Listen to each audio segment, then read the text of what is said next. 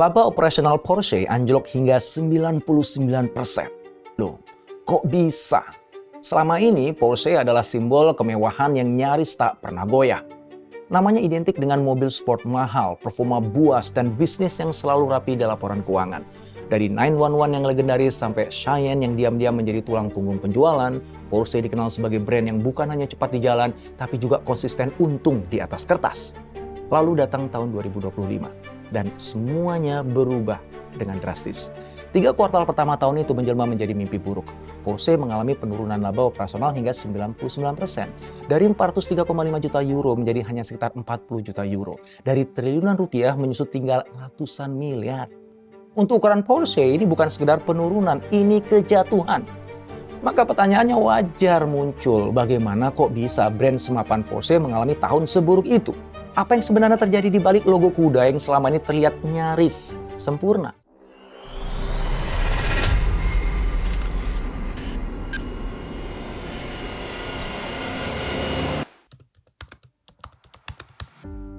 Ternyata akar masalah Porsche tidak tersembunyi atau datang tiba-tiba. Justru semuanya terlihat jelas di angka-angka. Selama bertahun-tahun, Porsche dikenal sebagai salah satu produsen mobil paling stabil dan paling menguntungkan di industri otomotif. Marginnya tinggi, struktur biayanya rapi, dan jarang mengalami guncangan yang besar. Masalah mulai terasa ketika pasar melambat. Contoh paling nyata adalah China.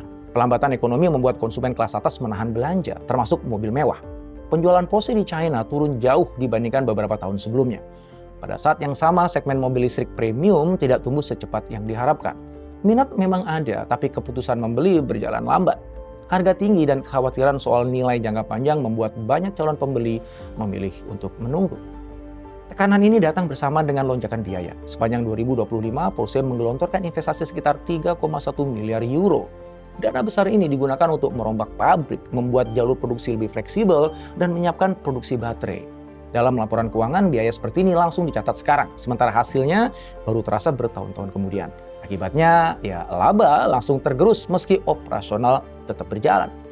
Faktor eksternal juga ikut mempersempit ruang gerak. Porsche mencatat kerugian ratusan juta euro akibat tarif impor, terutama dari Amerika Serikat. Di sisi lain, mobil listrik yang sudah dijual belum mampu menghasilkan margin setinggi model bermesin bensin. Biaya riset, pengembangan, dan produksi masih tinggi.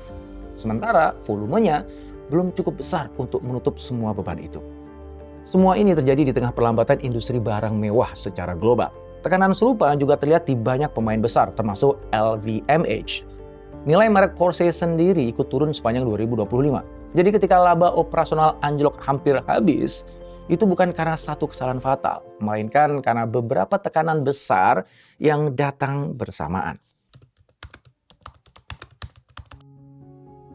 Untuk memahami apa yang terjadi pada Porsche, kita perlu melihat gambaran yang lebih besar, yaitu transisi struktural di industri otomotif.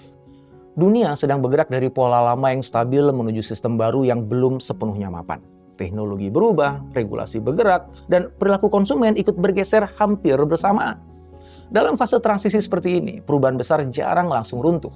Yang lebih sering terjadi adalah masuknya ke fase mahal. Biaya penyesuaian muncul sekarang, sementara hasilnya baru terlihat nanti. Nah, Porsche berada tepat di fase itu. Ketidakseimbangan antara biaya dan pendapatan muncul sangat jelas. Biaya bergerak lebih cepat karena investasi harus dilakukan segera. Pendapatan sebaliknya justru melambat. Bahkan ketika penjualan global hanya turun sekitar 6%, dampaknya ke laba sangat besar karena struktur biaya sudah terlanjur membengkak. Margin operasional pun runtuh mendekati nol, meski perusahaan masih mencatatkan miliaran euro pendapatan. Tekanan ini diperberat oleh kondisi produk dan pasar. Mobil listrik membawa struktur biaya yang lebih berat, sementara konsumen kelas atas menjadi lebih hati-hati. Di pasar seperti China, keputusan membeli tertunda dan persaingan semakin ketat. Pendapatan menjadi tidak stabil, sementara biaya tetap harus dibayar penuh. Jika ditarik lebih luas, apa yang dialami Porsche bukan hilangnya kekuatan inti, melainkan menyempitnya ruang bernafas di tengah perubahan besar. Profit ditekan agar teknologi, merek, dan kemampuan produksi tidak tertinggal ketika arah industri benar-benar bergeser. Tahun 2025 menjadi titik terendah yang mahal, bukan tanda bahwa Porsche telah kehilangan pijakan. Masalahnya tidak berhenti di angka. Di tengah tekanan besar, Porsche juga menghadapi transaksi kepemimpinan. Awal 2026 ini, Michael Leiters diproyeksikan masuk sebagai pemimpin baru, menggantikan Oliver Blume yang kini fokus memimpin Volkswagen Group. Pergantian ini terjadi bukan saat kondisi stabil, melainkan di masa paling rumit dalam 1 dekade terakhir. Pekerjaan rumah terberat ada pada arah elektrifikasi. Target ambisius agar 80% penjualan berasal dari mobil listrik pada 2030 sudah ditinggalkan. Konsumen belum menyambut mobil sport listrik secepat perkiraan. Namun berbalik arah juga mahal. Mulai tahun depan, Macan hanya dijual dalam versi listrik. Sementara pengganti bermesin bensin baru siap paling cepat 2028. SUV baru yang awalnya dirancang full listrik pun harus diubah menjadi bensin atau hybrid. Biayanya nambah, jadwalnya mundur, dan tekanan ke laba semakin besar. Tantangan berikutnya datang dari China. Penjualan turun tajam dari sekitar 93.000 unit pada 2022 menjadi sekitar 40.000 unit. Pasar EV mewah melemah, sementara merek lokal semakin agresif. Model seperti SU7 dari Xiaomi menawarkan performa dan desain yang mengingatkan pada Taycan, tapi dengan harga yang jauh lebih rendah. Di saat yang sama, pengalaman digital buatan Eropa dianggap tertinggal oleh konsumen China. Masalah terakhir datang dari Amerika Serikat, yang kini menjadi pasar terbesar Porsche. Sekitar 1/4 penjualan berasal dari sana, tapi Porsche tidak memiliki pabrik lokal. Maka tarif impor 15% berpotensi memangkas hingga 700 juta euro laba tahunan. Menyerap biaya berarti margin semakin tertekan. Menaikkan harga berisiko menurunkan penjualan. Nah, di titik ini tantangannya bukan sekedar memulihkan laba, tapi menavigasi tikungan strategis yang paling tajam. Meski terlihat suram, kondisi Porsche sebenarnya belum runtuh. Laba jatuh, tapi fondasi bisnisnya masih kokoh. Arus kas bersih otomotif justru naik menjadi sekitar 1,34 miliar euro dengan margin 5,6%. Ini menjadi tanda bahwa Porsche masih punya likuiditas dan daya tahan. Langkah pertama adalah menjaga keseimbangan. Mesin bensin dan hybrid tetap menjadi sumber keuntungan jangka pendek. Model-model ini masih menopang arus kas, terutama di pasar yang belum siap sepenuhnya beralih ke listrik.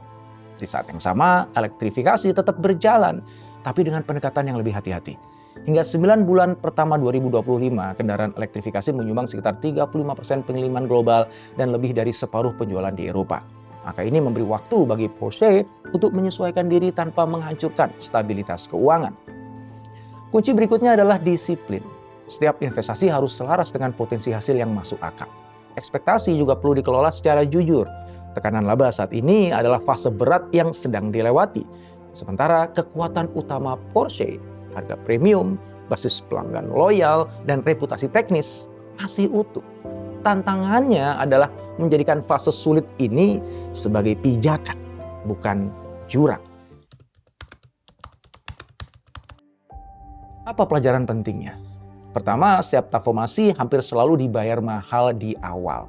Perubahan arah dan teknologi baru jarang langsung terlihat manis di laporan keuangan. Penurunan laba seringkali justru menjadi tanda bahwa perubahan benar-benar sedang dijalankan.